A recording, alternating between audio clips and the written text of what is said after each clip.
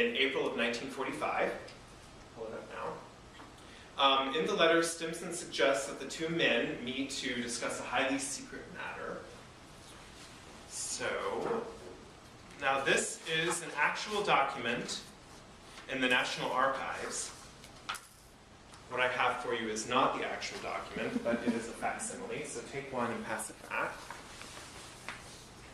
Sorry.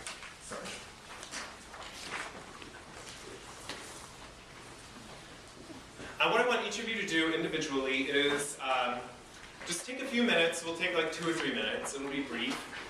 Look at the document and consider some of the questions of the external criticism and internal criticism analysis points that I made. And I'll go back to that list so that you have those available to you. So take just 2 minutes.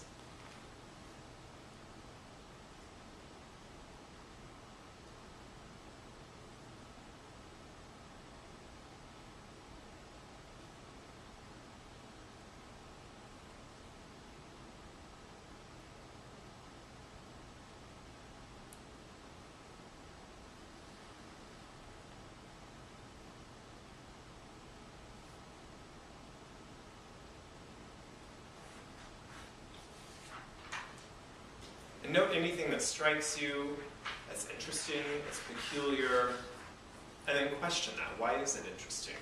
What's peculiar about what they're saying?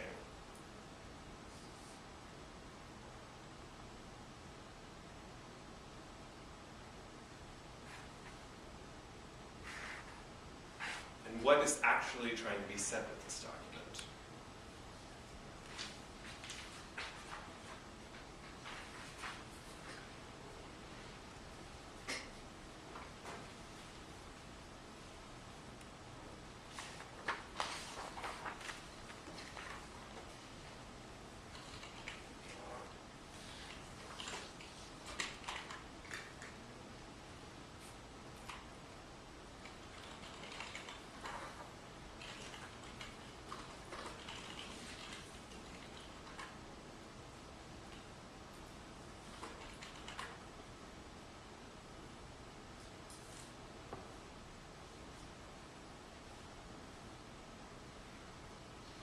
Is anybody not finished?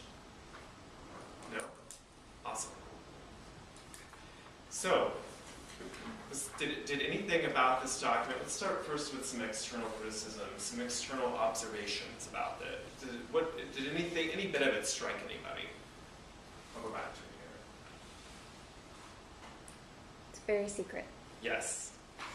It's stamped all over it. All over. Secret. And he even talks about it in the body, how he needs to talk about a very highly secret matter. Mm-hmm. So that tells us it's top secret. It's obviously communication between two high-level people. We know that not only by the top secret classification, but also by who it's addressed to, Mr. President, as well as where it's coming from in the letterhead, the War Department, and the signature line, which is by the Secretary of War. Kate?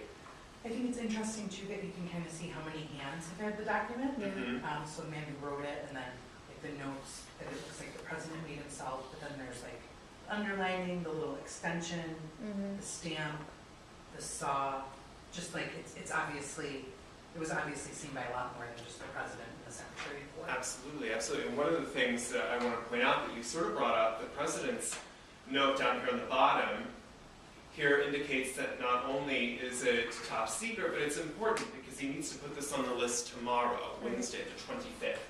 He just received it on April 24th.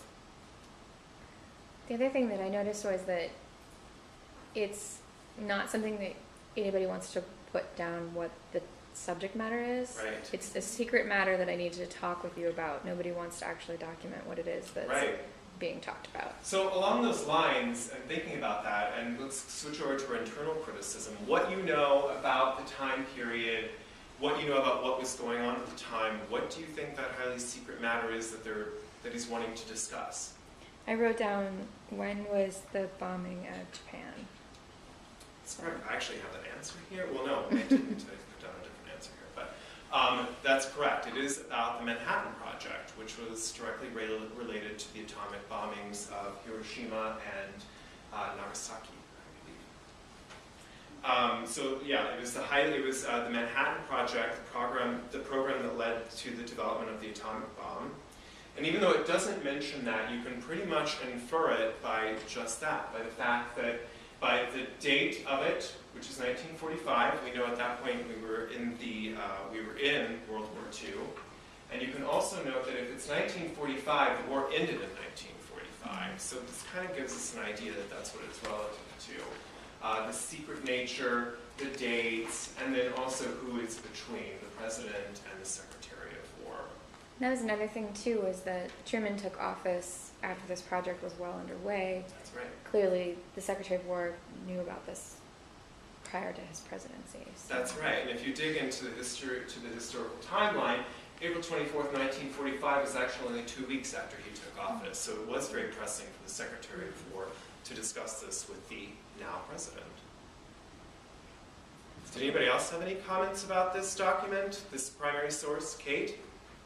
I thought it was interesting because when I saw the note on the bottom that says put on list for tomorrow, Wednesday the 25th, and then at the top it says saw April 25th, and my first thought was like that somebody post-dated that. Like because I took it as like he saw and he read this letter. Like the president saw this and read it on April 25th, but then it's like he obviously saw it on the 24th. And you know what, I can't give you an answer to that. I don't know whose handwriting that is, but this sort of elaborates on one of the cool things about working with primary sources, that you let your mind wander and wonder about what these things mean, because there is no idea who wrote that up there. It doesn't really match President Truman's initials and note down here. So who knows? But if you were to dig into other sources, primary and secondary sources, you might very well be able to figure that out. That's cool. Anybody else? Do we have any questions about primary sources so far? No? I'm going to move on quickly. We've got just a few more minutes here, and I'm going to assign you a project, so I need time to do that in. The Illinois Digital Archives, I'm going to give you a brief introduction to before I give you this project. The Illinois Digital Archives, which is the reason why I'm here today, is a repository for thousands of artifacts found in the Illinois State Library, as well as other libraries and cultural institutions in the United States. It's located online at www.idaillinois.org. It's kind of a slow-working website.